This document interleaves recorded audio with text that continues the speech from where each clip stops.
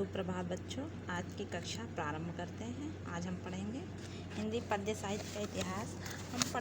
पिछली कक्षा में हम पढ़ चुके थे हिंदी पद्य साहित्य के इतिहास में रीतिकाल और आधुनिक काल। आपके कोर्स में दो ही हैं, तो आधुनिक काल हम पढ़ेंगे।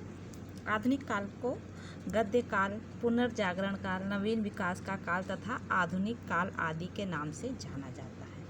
आधुनिक काल को 5 खंडों में बांटा गया है: भारतेंदु युग, द्विवेदी युग, छायावादी युग, छायावादोत्तर युग और नई कविता। भारतेंदु युग का समय है सन 1850 से 1885 ईस्वी। भारतेंदु हरिश्चंद्र आधुनिक हिंदी साहित्य के जन्मदाता माने जाते हैं। इन्हीं के नाम पे इस युग का नाम पड़ा।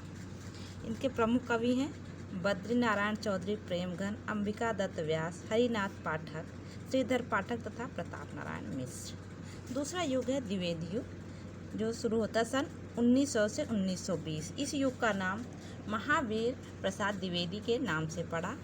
इसके प्रमुख कवि हैं मैथिली शरण गुप्त, हरिऔध, श्रीधर पाठक, गोपाल शरण सिंह, राम नरेश त्रिपाठी, नाथूराम शर्मा शंकर आदि। अब आता है छायावादी युग।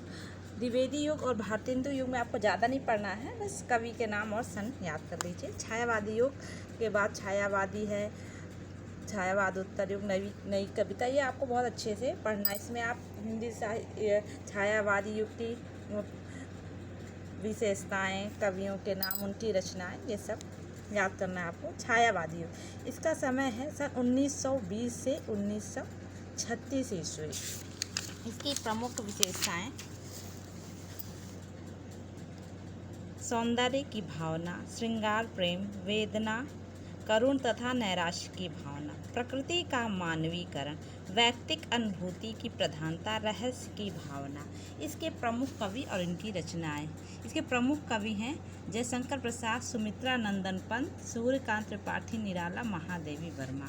इन्हें कवि चतुष्टय या छायावादी युग के 4 स्तंभ कवि कहा जाता है। इनकी रचनाएं हैं जयशंकर प्रसाद कामायनी, आंसू, झरना, लहर आदि।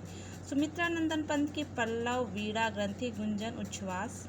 निराला की परिमल, अनामिका, गीत कुंज, गीतिका, आराधना आदि। महादेवी वर्मा यामा, नीरजा, निहार, दीपशिखा, रश्मि, सतपर्णा आदि। प्रसाद जी की कामायनी सन 1935 में तथा पंत की पल्लव 1928 ईस्वी में। इस काल की महत्वपूर्ण रचनाएं हैं। अब है